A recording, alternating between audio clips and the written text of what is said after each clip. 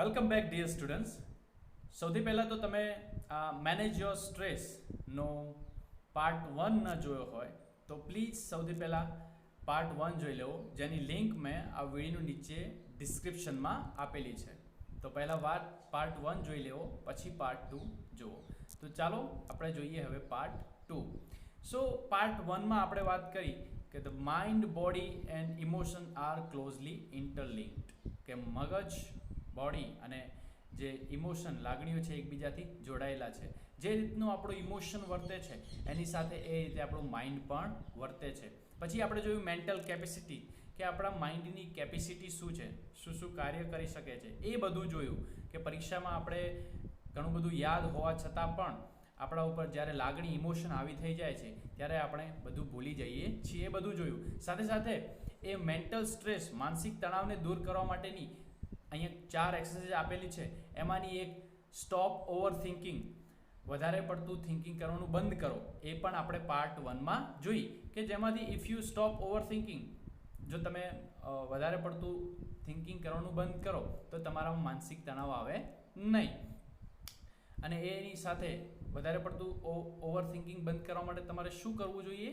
તમારે તમારી જાતને એક જ વાત કહેતું રહેવું જોઈએ. એ પણ આપણે જોયું, I have no expectation and I will deal with whatever happens when it happens. મારે કોઈ એવી અપેક્ષા નથી અને જે પણ બનશે, જ્યારે પણ બનશે, એનું હું પ્રશ્નનું સોલ્યુશન લાવીશ, એવું તમારે વારંવાર કહેવું જોઈએ. અને હવે જોઈએ આપણે બીજી એક્સરસાઇઝ, જેનું નામ છે સેલ્ફ હાઇપ્નોસિસ.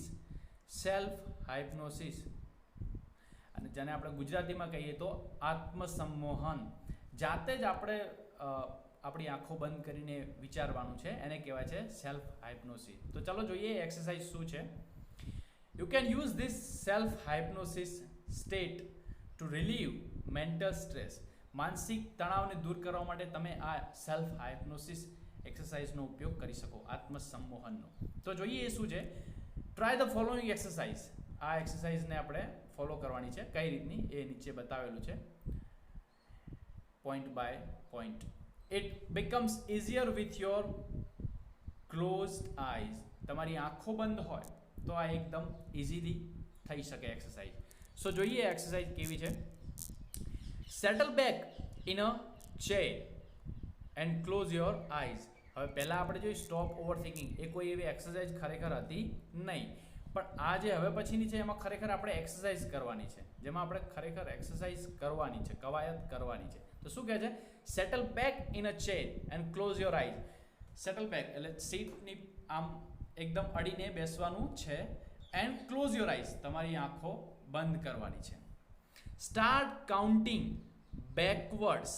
બેકવર્ડ એટલે પાછળથી ગણતરી કરવાનું ચાલુ કરવાનું છે. કાઉન્ટ એટલે ગણતરી કરવાનું ચાલુ કરવાનું છે. ફ્રોમ 99 ટુ 70, 99 થી 70 સુધી પાછળથી કાઉન્ટ કરવાનું છે. એટલે 99, 98, 97 એ રીતે. Count slowly to fit it with your breathing. અને એવી રીતે એકદમ સ્લોલી કાઉન્ટ કરવાના છે, ધીરે ધીરે, જેથી તમારા એ શ્વાસોશ્વાસ સાથે મળી શકે એ કાઉન્ટ. એ રીતે એકદમ ધીરે ધીરે.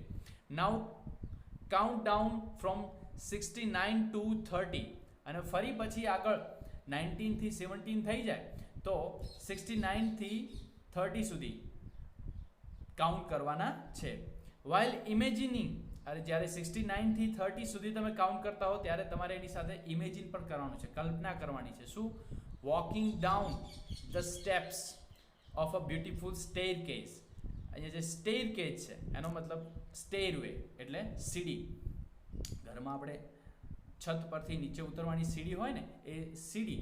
સો સ્ટેરકેસના જે છે એ તમારે જે પગથિયામાં તમે વોકિંગ ડાઉન ધ સ્ટેપ, એ સીડી પરના પગથિયાથી તમે નીચે ઉતરી રહ્યા છો એવું તમારે ઇમેજિન કરવાનું છે. એક સીડીના પગથિયા પર તમે નીચે ઉતરી રહ્યા છો એવું તમારે ઇમેજિન કરવાનું છે. Feel your self walking down in time with your breathing. તમારા શ્વાસની સાથે તમે એ સીડી પરથી નીચે ઉતરી રહ્યા છો, પગથિયા પરથી, એવું તમારે ફીલ કરવાનું છે. See the beautiful grand staircase stretching ahead of you. Stretching એટલે લંબાવું. અને જો ફીલ કરો એ સુંદર મજાની જે સીડી છે એ તમારી સામે સ્ટ્રેચિંગ એટલે ફેલાઈ રહી છે, બરોબર, ફેલાઈ જ રહી છે, એવું તમારે ફીલ પણ કરતું રહેવાનું છે કાઉન્ટ કરવાની સાથે સાથે. Imagine the steps are carpeted so that your progress is as effortless as possible. અને એવું પણ ઇમેજિન તમારે કલ્પના કરવાની છે કે જે એ સ્ટેપ્સ છે એ સીડીના જે પગથિયા છે એ કેવા છે કાર્પેટેડ એટલે ગાલીચોવાળા એકદમ એવું કાપડ બિછાવેલા સુંદર દેખાવડા છે તો તમારી જે એફર્ટ છે એ વધારે પડતી સારી લાગે. ધેન આગળ countdown from 29 to 0 while imagining drifting further down in luxurious lift. હવે તમારે 29 થી 0 સુધી કાઉન્ટ કરવાના છે તો એમાં તમારે શું કરવાનું છે ઇમેજિન તમારે ત્યાં કેવી કલ્પના કરવાની છે ડ્રિફ્ટિંગ further down in luxurious lift. Luxurious એટલે ભવ્ય મોટી લિફ્ટ જે લિફ્ટ આવે ને ઉપરથી નીચે ઉતરવા માટે એ લિફ્ટમાં તમે ઝડપથી ઉતરી રહ્યા છો એવું તમારે ઇમેજિન કરવાનું છે 29 થી 0 કાઉન્ટ કરતી વખતે. અને લિફ્ટ કેવી lifting as large as room અને એ લિફ્ટ કેવી છે એક રૂમ જેટલી જ મોટી હોય. કાર્પેટેડ અને પાછી ગાલીચો બિછાયેલી એટલે એકદમ સુંદર શણગારેલી with a views of landscape outside અને એ લિફ્ટની બહારથી તમે જોઈ શકો with a views of landscape એટલે સુંદર દ્રશ્ય કુદરતી દ્રશ્ય બહારનું તમને કુદરતી દ્રશ્ય જોઈ શકતા હો એવી લિફ્ટનું તમારે ઇમેજિન કરવાનું છે. એમાં તમે નીચે આવી રહ્યા છો. Watch the decreasing numbers along with your breathing અને તમારા શ્વાસની સાથે એ 29 થી 28 27 26 25 એ જે નંબર તમે ડિક્રીઝ કરી રહ્યો છો એને તમારા શ્વાસની સાથે મેળવતા રહો જોતા રહો અનુભવતા રહો. એઝ યુ અરાઇવ એટ 0 અને ત્યારબાદ જેવા તમે 0 કાઉન્ટ પર આવો 0 નંબર પર આવો the lift doors opens and you enter a room અને પછી એવું ઇમેજિન કરો કે એ જે લિફ્ટ છે એના દરવાજા ખુલી ગયા છે અને તમે એક રૂમમાં એન્ટર થયા છો. You enter a room that is furnished just as you would like અને એવી રીતે એને ફર્નિશ્ડ કરેલી છે એને એવી રીતે શણગારેલી છે કે જેવી તમને ગમતી હતી. It was all your favourite things in it and it is totally private અને એની અંદર એ બધી જ તમને ગમતી વસ્તુઓ છે જે તમને ગમે છે અને ટોટલી પ્રાઇવેટ છે તમારા માટે પૂરેપૂરી ખાનગી છે. તમે એવી રૂમમાં આવી ગયા છો એવું તમારે ઇમેજિન કરવાનું છે. ફાઇન્ડ અ કમ્ફર્ટેબલ ચેર અને એક એવી આરામદાયક ચેર શોધો. Find a comfortable chair in your room and settle back in it અને પછી એ ચેરમાં પાછા આવીને જેમ બેઠા છો એમ બેસી જાઓ. Remain there in your imagination until you feel rested and refreshed, then open your eyes again. અને ત્યાં જ રહો એ ખુરશીમાં જ બેઠેલા રહો અને ઇમેજિનેશન ચાલુ જ રાખો એ કલ્પનાને જ્યાં સુધી તમને ફીલ ના થાય રેસ્ટેડ એટલે આરામ ના મળે. યુ ફીલ આરામ રેસ્ટેડ એન્ડ રિફ્રેશ્ડ તમને એકદમ ફ્રેશ લાગે અને આરામદાયક લાગે ત્યાં સુધી અને પછી તમારી આંખોને ખોલો. So this was self hypnosis. આ સેલ્ફ હાઇપ્નોસિસ નામની એક્સરસાઇઝ હતી જેમાં તમારે આંખો બંધ કરીને કલ્પના કરવાની છે. You have to imagine by counting backward પાછળ કાઉન્ટ કરીને ફ્રોમ 99 ટુ 99 થી 0 સુધી કાઉન્ટ કરવાના છે બેકવર્ડ પાછળથી અને ઇમેજિન કરવાનું છે. એક સીડીમાંથી તમે નીચે ઉતરી રહ્યા છો એની બધી કલ્પના કરો. હવે જોઈએ ધ સ્ક્રીન એક્સરસાઇઝ. શું ધ સ્ક્રીન એક્સરસાઇઝ શું છે? એક આપણે એવું ઇમેજિન કરવાનું છે કે you are watching a film. તમે એક ફિલ્મ જોઈ રહ્યા છો અને ફિલ્મમાં જે કેરેક્ટર છે એ કેરેક્ટર તમે છો પોતે. પાત્રને તમારે એની સાથે રિપ્લેસ કરવાનું છે અને તમારે એને પછી સલાહ આપવાની છે. તો એવી એક્સરસાઇઝ છે. એક્સરસાઇઝ જોઈએ પહેલા the screen exercise. When emotions have taken you over it becomes nearly impossible to think clearly. જ્યારે તમારા ઉપર લાગણીઓ હાવી થઈ જાય છે, when emotions have taken you over, તમારા ઉપર જ્યારે લાગણીઓ હાવી થઈ જાય છે, it becomes nearly impossible to think clearly, ત્યારે એ ખરેખર લગભગ અશક્ય બની જાય છે. એકદમ ક્લિયરલી વિચારવું અશક્ય બની જાય છે. then it becomes very easy to make unwise decision or to agree to something which is not to your advantage. અને પછી એકદમ ઇઝીલી બની જાય છે શું? To make unwise decision. કેવા ડિસિઝન? મૂર્ખામી ભર્યા નિર્ણયો લેવા. અને કે to agree to something which is not to your advantage, કે જે તમારા લાભ માટે નથી એની સાથે તમે અગ્રી થઈ જાઓ છો. એવા તમે ડિસિઝન લઈ બેસો છો જ્યારે તમારા ઉપર ઇમોશન હાવી થઈ જાય છે. The screen exercise show you how to step back and emotionally detach yourself from your current situation so that you can see more clearly what is going on. So જે આ સ્ક્રીન એક્સરસાઇઝ છે એ તમને શું બતાવે છે? How to step back, કઈ રીતે પાછા પડવું. How to step back and emotionally detach. Detach એટલે અલગ કરવું, ટુ સેપરેટ. કઈ રીતે તમારે ઇમોશનલી અલગ કરવું યોર સેલ્ફ, ઇમોશનલી તમારે તમારી જાતથી કઈ રીતે અલગ કરવું ફ્રોમ કરંટ સિચ્યુએશનમાં, એ કરંટ સિચ્યુએશન છે એનાથી, so that you can see more clearly what is going on. જેથી તમે જોઈ શકો કે એકચ્યુઅલીમાં શું બની રહ્યું છે, શું ઘટના ઘટી રહી છે, એનું તમને તાત મળે. તમે તમારા ઇમોશનલી દૂર થઈ જાઓ ત્યારે. Taking an outsider's point of view and imagining another person's in your situation will put you a new perspective on your stress problem, so you can evaluate more calmly what needs to be done. So આગળ શું કહે છે? taking an outsider's point of view, બીજા કોઈના point of view લઈને, બીજા કોઈનો મત લઈને, and imagining another person's in your situation, બીજા કોઈ વ્યક્તિને તમારી સિચ્યુએશનમાં ઇમેજિન કરવાનો છે, કલ્પના કરવાની છે. બીજા કોઈ વ્યક્તિને તમારી સિચ્યુએશનમાં બેસાડવાનો છે, કલ્પના કરવાની છે. Imagine another person in your situation will put you new perspective, એ તમને એક નવો પર્સપેક્ટિવ, નવો દ્રષ્ટિકોણ આપશે ઓન યોર સ્ટ્રેસ પ્રોબ્લેમ્સ, જે તમારા માનસિક પ્રોબ્લેમ છે એના માટે. So you can evaluate more calmly what needs to be done. તો જેથી તમે એનું મૂલ્યાંકન, ઇવોલ્યુટ એટલે મૂલ્યાંકન કરી શકો કે ખરેખર શું કરવાની જરૂર છે. ત્રીજા વ્યક્તિના દ્રષ્ટિકોણથી અને તમારી સિચ્યુએશનમાં બીજા કોઈ વ્યક્તિને મૂકીને તમે એનો એક નવો દ્રષ્ટિકોણ મેળવી શકો છો અને તમે એનું મૂલ્યાંકન કરી શકો છો કે તમારે ખરેખર શું કરવાની જરૂર છે. હવે અહીંયા એક ટેકનિક કઈ રીતે, એક્સરસાઇઝ કઈ રીતે કરવાની છે એની વાત છે.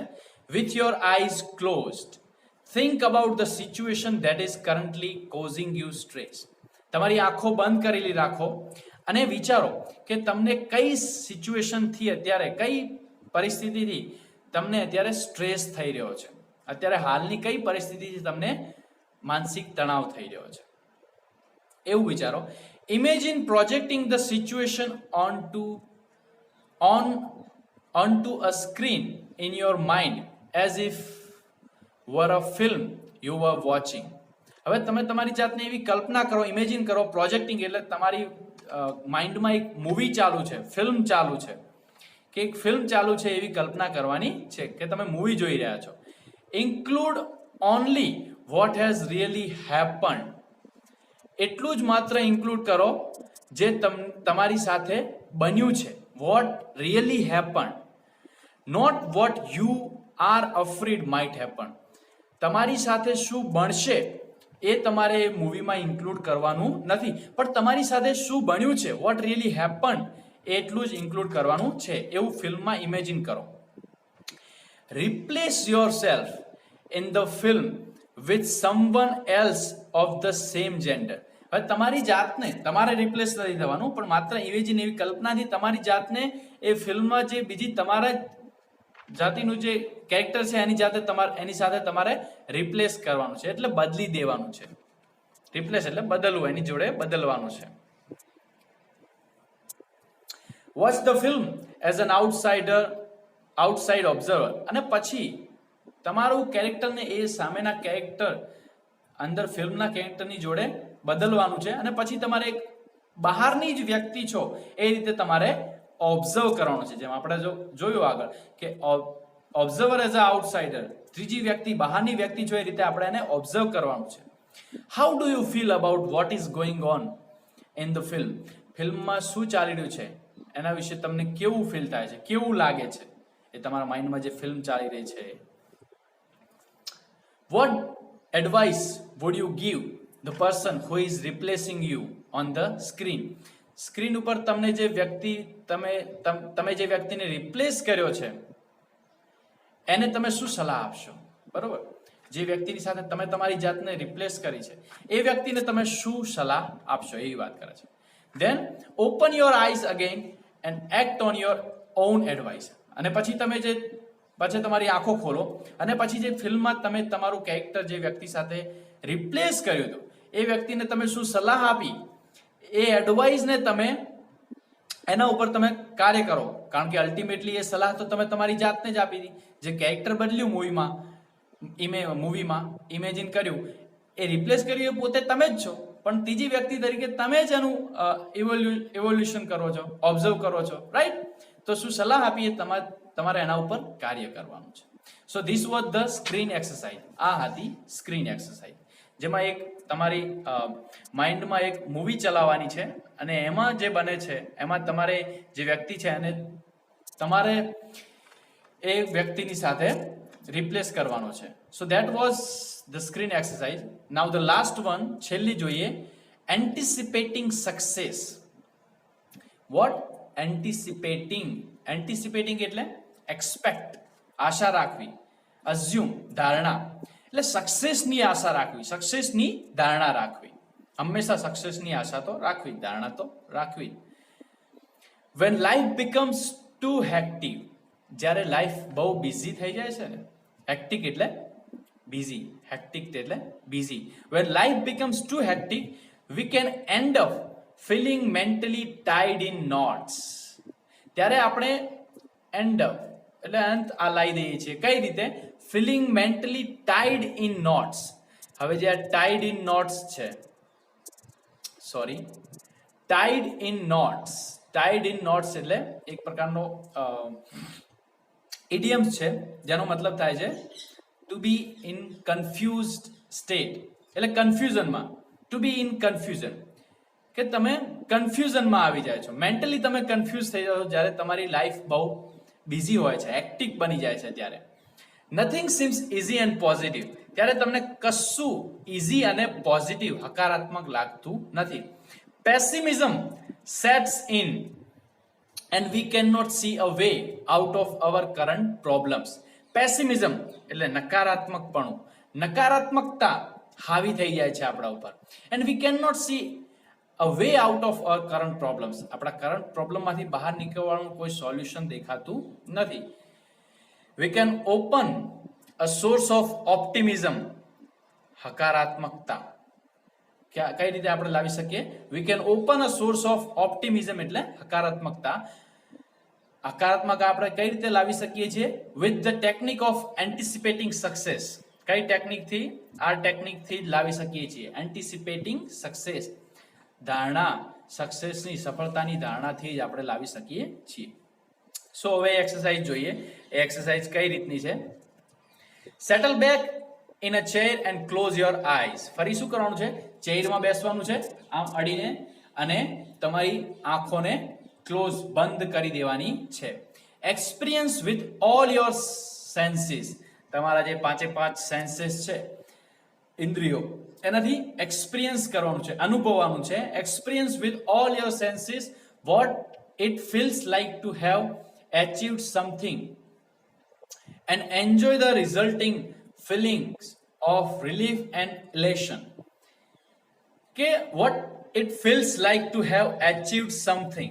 અને પછી એક્સપિરિયન્સ કરવાનું છે 5 સેન્સથી કે તમને શું, તમે જે એચીવ કર્યું છે, what it feels, ત્યારે તમને કેવું ફીલ થાય છે? તમે જે પણ વસ્તુ સક્સેસ એચીવ કરી છે એનાથી તમને કેવું ફીલ થાય છે? and enjoy the resulting feeling of relief. Relief એટલે આરામ, એન્ડ ઇલેશન એટલે આનંદ, ઇલેશન એટલે આનંદ, જોય. તો તમે જે એચીવ કર્યું છે એને તમારે એન્જોય કરવાનું છે, એ ફિલિંગને તમારે એન્જોય કરવાની છે. એ ફિલિંગને આરામ, કેવો આરામ મળ્યો છે અને કેટલો આનંદ મળ્યો છે એને તમારે અંદરો અંદર એક્સપિરિયન્સ કરવાનો છે ઇન્દ્રિયો, સેન્સીસ દ્વારા, અને એને એન્જોય કરવાનું છે ઇમેજિન કરીને, આંખો બંધ કરીને. Hang on to the positive feelings and bring them back with you into the here and now. અને જે પોઝિટિવ ફિલિંગ છે, હેંગ ઓન એટલે એના ઉપર જ રહેવું, પોઝિટિવ ફિલિંગ સાથે જ વળગ્યા રહેવું, નેગેટિવ ફિલિંગ આવવા દેવી નહીં. And bring them back with you into the here and નાઉ. અને પછી એ પોઝિટિવ ફિલિંગ છે એમને અહીંયા જ્યાં તમે બેઠા છો ત્યાં પણ પોઝિટિવ ફિલિંગને જ સાથે લાવો, નેગેટિવ નહીં. ઓપન યોર આઈઝ અગેન, અને ફરી તમારી આંખોને ખોલી દો. 2 પેરેગ્રાફ, છેલ્લા 2 પેરેગ્રાફ જોઈ લઈએ એક્સરસાઇઝના. Anticipating success. Make sure you don't get all tangled up. Tangled up એટલે મિક્સ સમથિંગ ટુગેધર, એટલે એકબીજા સાથે ગૂંચવડો ભેગો કરો, ગૂંચવડો ઉભો કરો ટૂંકમાં.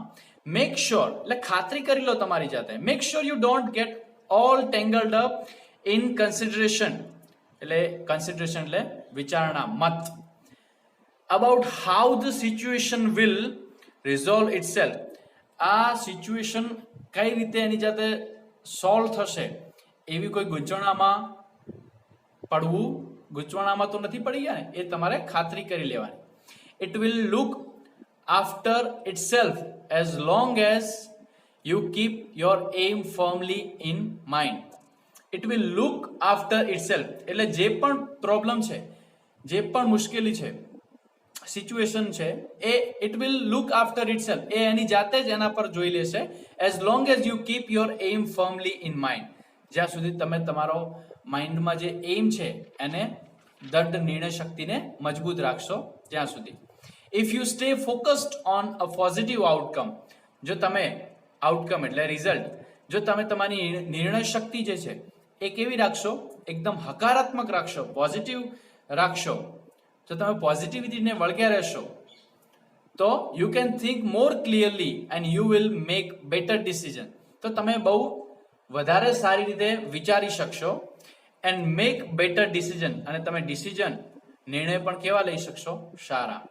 which will eventually lead to the desired result, અને જે તમને અંતે, eventually એટલે અંતે, lead એટલે દોરી જવું, lead to એટલે દોરી જવું, કઈ તરફ દોરી જશે, desired result એટલે જેવી તમે અપેક્ષા રાખતા હશો એવા રિઝલ્ટ તરફ તમને દોરી જશે.